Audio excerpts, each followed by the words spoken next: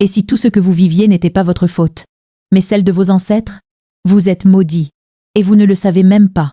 Si vous pensez que vous êtes libre, vous vous trompez. Vos blocages ne sont pas votre faute. Chaque échec, chaque blessure pourrait être héritée, invisible, silencieuse, mais mortelle. Vos parents ont payé pour leurs erreurs, et vous en payez encore le prix. La paix que vous cherchez n'existe pas. Pas avant d'avoir brisé la chaîne. Ce mal qui vous suit depuis l'enfance n'est pas le hasard. C'est une malédiction. Imaginez que votre bonheur dépende de la honte non réglée d'un ancêtre. Vous pourriez être libre. Si seulement vous osiez affronter ce que personne n'ose regarder. Chaque génération paie pour les erreurs de la précédente, jusqu'à ce que quelqu'un se réveille. La vérité est cruelle. Ce que vous croyez normal est peut être une malédiction silencieuse. Une chaîne invisible vous enserre depuis des siècles, et vous ne sentez même pas les maillons. Vos ancêtres ont semé des graines, et aujourd'hui vous récoltez des tempêtes. Chaque larme que vous versez est un écho d'un passé que vous n'avez jamais connu. Vous marchez sur un chemin pavé des erreurs des autres, mais vous croyez que c'est le vôtre. Il y a une dette que vous n'avez pas contractée, mais vous êtes condamné à la payer. Vous pensez que vos parents ne vous ont rien transmis? Détrompez-vous. Ce que votre famille cache depuis des générations pourrait détruire votre vie. Les malédictions générationnelles. Héritage, invisible, et chemin de libération. Imaginez un fleuve majestueux qui traverse des vallées, des montagnes et des plaines. Ce fleuve ne se contente pas de porter de l'eau. Il transporte des sédiments, des racines tombées des arbres, des feuilles mortes, et parfois même des traces d'anciennes tempêtes. Les vies humaines, avec leurs souffrances et leurs actes non réparés, ressemblent à ce fleuve. Chaque injustice, chaque douleur non reconnue s'y dépose, et voyage à travers le temps, parfois des décennies, parfois des siècles, jusqu'aux générations suivantes. Ce fleuve, invisible mais puissant, c'est ce que l'on pourrait appeler la malédiction générationnelle. Nous parlons ici d'un phénomène subtil mais concret, l'héritage invisible de torts non réparés. Vous êtes-vous déjà demandé pourquoi certaines familles semblent constamment freinées par des obstacles inexplicables? Pourquoi certains enfants héritent de peurs, de retards ou de blocages qu'ils n'ont jamais mérités? Tout cela n'est pas une fatalité, mais le reflet d'un équilibre non restauré dans la chaîne de vie et d'action qui nous précède. Comme le disait Hermès Trismégiste, ce qui est en haut est comme ce qui est en bas. Chaque événement, chaque injustice ou chaque blessure émotionnelle résonne dans l'univers. Et si elle n'est pas transformée, elle laisse un écho durable. Prenons un exemple historique. Durant la Révolution française, certaines familles aristocratiques ont été accusées de trahison, humiliées, et leurs biens confisqués. Les descendants de ces familles ont parfois souffert, non pas de leur propre faute, mais des stigmates sociaux et économiques laissés par ces événements. De même, dans l'histoire africaine précoloniale, des guerres tribales ou des injustices entre villages ont créé des rancunes qui ont persisté pendant plusieurs générations, se traduisant par des conflits invisibles ou des tensions sociales que leurs enfants n'avaient pourtant pas vécues directement. Ces situations illustrent comment le passé peut façonner le présent, bien au-delà de la conscience immédiate. Pour comprendre les mécanismes des malédictions générationnelles, considérons une histoire symbolique mais universelle. Un ancien sage vivait dans un village, respecté pour sa sagesse et sa justice. Un jeune homme ambitieux, motivé par le désir et la jalousie, trahit sa confiance. Le sage subit une humiliation profonde, mais le tort n'est jamais reconnu ni réparé. Ce poids invisible ne se limite pas au sage ou à son agresseur. Il traverse le temps et peut toucher les descendants, en retardant leurs accomplissements, en bloquant leur abondance ou en perturbant leurs relations. Ou encore, imaginez une jeune fille brillante dans un village ancien.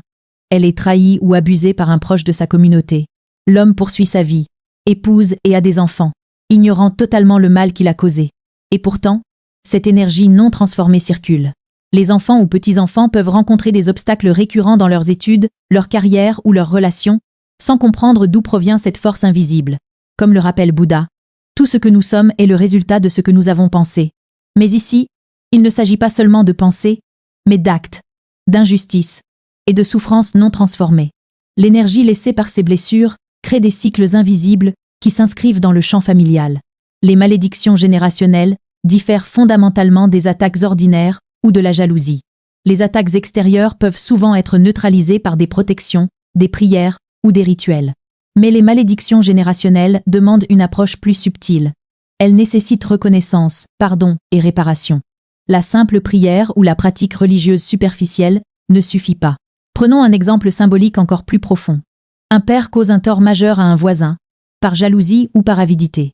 Le voisin vit dans la rancune, mais le père poursuit sa vie, fondant une famille. Des générations plus tard, Un enfant de cette lignée peut ressentir des blocages récurrents, des projets interrompus, des relations compliquées, des difficultés professionnelles. La raison ? Une injustice non réparée, transmise à travers le temps, jusqu'à ce que la conscience intervienne pour transformer l'énergie. Plotin disait « Le mal n'est jamais oublié. Il est seulement en attente de réconciliation ». Cette phrase résume la nature des malédictions générationnelles. Elles ne sont pas punitives. Elles sont des appels à la réparation. Elles nous enseignent que chaque acte non réparé, chaque blessure non reconnue, porte en lui une demande de réconciliation, un appel à la transformation. Un parallèle fascinant peut être trouvé dans la tradition hindoue. Le concept de karma familial, ou kula karma, explique comment les actions non résolues d'ancêtres peuvent influencer la destinée des descendants. Dans cette perspective, chaque génération est invitée à reconnaître et à transformer les dettes karmiques qui lui ont été transmises, pour libérer le flux naturel de la vie.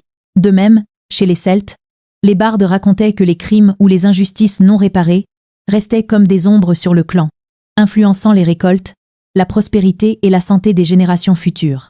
Ces histoires anciennes ne sont pas de simples contes. Elles sont la mémoire collective des lois invisibles qui gouvernent la vie humaine. Un arbre centenaire, planté par un ancêtre, pousse dans un sol riche et fertile. Mais un jour, une racine est sectionnée injustement, par négligence ou violence. L'arbre survit, mais sa croissance est déformée, ses fruits moins abondants, son feuillage moins dense. Des années plus tard, les jeunes arbres qui poussent à proximité, issus des graines de ce même arbre, portent encore les traces de cette blessure initiale. Les malédictions générationnelles fonctionnent de manière similaire. Un acte injuste dans le passé modifie le flux de vie, même si les générations suivantes ne connaissent pas l'événement. Krishnamurti disait « La vérité ne peut être trouvée que dans la compréhension du passé ».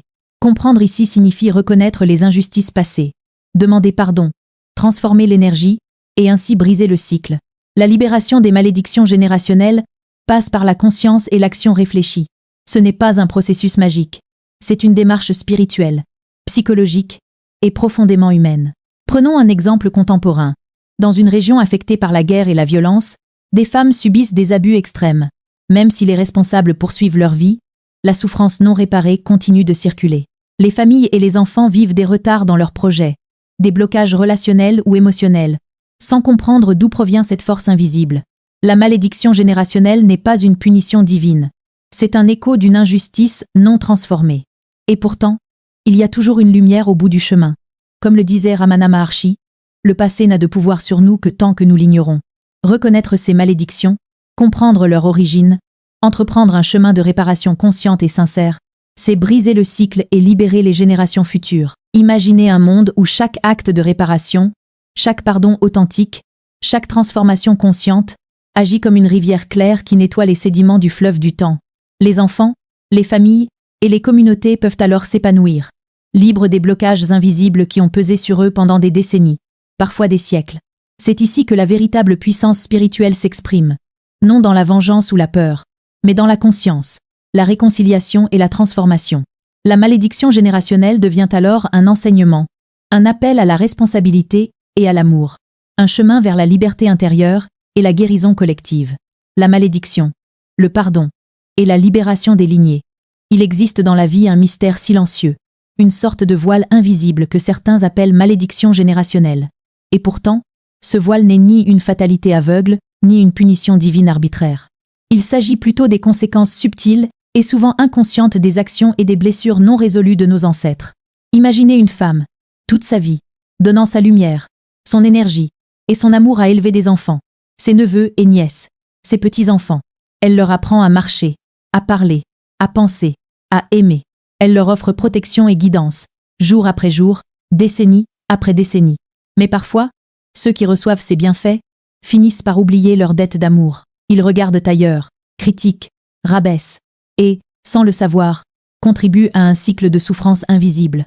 Cette situation, si elle n'est pas reconnue et purifiée, peut générer ce que certaines traditions appellent la malédiction de l'oubli, la dynastie des Bourbons en France. Des générations entières ont été marquées par des rancunes, des erreurs et des décisions hâtives. Certaines alliances politiques malheureuses et des querelles de succession ont provoqué des bouleversements qui se sont répercutés sur les générations suivantes. De même, dans certaines familles japonaises traditionnelles, l'observation des ancêtres et la pratique du gozo, rituel de pardon et de purification des esprits familiaux, visent à corriger ces déséquilibres invisibles. Ainsi, ce que nous appelons malédiction n'est souvent que la continuation de conséquences non résolues. Comme le disait Bouddha, la haine ne cesse jamais par la haine, mais par l'amour seul elle disparaît. La même idée se retrouve dans le judaïsme avec le concept de teshuva, le retour à soi, où réparer ses erreurs et celles de ses ancêtres permet de rétablir l'équilibre karmique. Mais comment s'affranchir de ces chaînes invisibles? La première étape consiste à se regarder soi-même, à identifier le fardeau que l'on porte. Il ne s'agit pas de blâmer nos parents ou grands-parents, mais de reconnaître ce qui, en nous, est bloqué. Ramana Maharshi disait « La libération commence par la connaissance de soi. C'est un travail de conscience, une plongée dans les profondeurs de notre être, là où résident les blessures transmises et intériorisées. Un des moyens les plus puissants de se libérer est la purification symbolique. Imaginez-vous marcher au cœur de la forêt, un matin brumeux, le chant des oiseaux accompagne vos pas. Devant vous, une chute d'eau. L'eau tombe avec puissance, pure et immuable, et devient le miroir de votre propre purification. Vous enlevez vos vêtements, symbole de vos fardeaux, et laissez l'eau vous laver, emportant avec elle la honte, la culpabilité et les énergies héritées de vos ancêtres. Dans le silence de ce lieu sacré, vous prononcez ces mots. Je ne connais pas les erreurs de mes ancêtres, mais si elles ont causé du tort, je demande pardon au nom de ma lignée. Je veux purifier mon énergie, protéger mes enfants et mes descendants. Cette pratique trouve des échos dans de nombreuses traditions. Dans l'hindouisme, le rituel de Prayasita sert à reconnaître et réparer ses erreurs. Dans le chamanisme africain, aller dans la nature, près d'une rivière ou d'une cascade, permet de libérer l'âme des charges anciennes. Dans le taoïsme, Lao Tse enseignait « Celui qui connaît les autres est sage, mais celui qui se connaît lui-même est éclairé ». La purification commence toujours par soi. Une famille où toutes les filles semblent répéter les mêmes difficultés. Grossesse précoce, instabilité professionnelle, rupture sentimentale. Beaucoup y voient le hasard ou la malchance. Mais en observant de plus près, on découvre que certaines blessures non résolues des générations précédentes se manifestent dans la répétition de patterns invisibles. Chaque action consciente de pardon et de réparation, chaque geste de bienveillance, a le potentiel de rompre ce cycle. Le processus de libération est souvent individuel. Même si nos frères ou sœurs restent affectés par ces énergies anciennes, nous pouvons, par notre propre intention et notre travail spirituel, nous libérer. Gurdjieff disait « La conscience est la seule richesse qui ne peut être perdue. La libération n'est pas un privilège de quelques élus, mais un chemin accessible à chacun, ici et maintenant. » Une fois purifié, l'acte de revêtir de nouveaux habits symbolise la renaissance. Chaque pas en avant devient un acte de liberté. Vous quittez la forêt sans regarder derrière vous, prêt à vivre votre vie pleinement, sans être prisonnier des erreurs ou des blessures de vos ancêtres. Chaque geste de bonté, chaque pardon accordé, chaque action consciente est une pierre posée sur le chemin de la paix intérieure. Et pour prolonger encore la réflexion, considérons l'histoire de Socrate et de Platon. Les philosophes grecs parlaient de la responsabilité personnelle et de la connaissance de soi. Socrate répétait « Connais-toi toi-même », car il savait que la sagesse et la liberté ne viennent que de l'intérieur. La répétition des erreurs dans les lignées humaines n'est jamais une fatalité. Elle n'est qu'un miroir reflétant ce que nous n'avons pas encore éclairé en nous-mêmes. La libération d'une malédiction générationnelle est un chemin continu. Elle ne s'accomplit pas en un seul rituel, mais dans chaque choix conscient, dans chaque acte de pardon, dans chaque geste de bienveillance. Avec le temps, ce travail transforme non seulement notre vie, mais aussi celle des générations futures. Comme le disait Teilhard de Chardin, l'homme n'est pas seulement dans le temps, il est dans le devenir. Chaque action de conscience aligne notre existence avec cette dynamique universelle, permettant à l'amour, à la sagesse et à la lumière de circuler librement dans notre lignée. Tu n'es pas ici par hasard. Dans la spiritualité, il n'y a pas de pitié. Tu comprends les lois de l'univers, ou tu les subis. Soit tu vis, soit tu respires. Tu ne peux pas échapper à ce que tu es. Ici, c'est pas la morale qui décide. C'est la vibration. Il n'y a pas pitié dedans.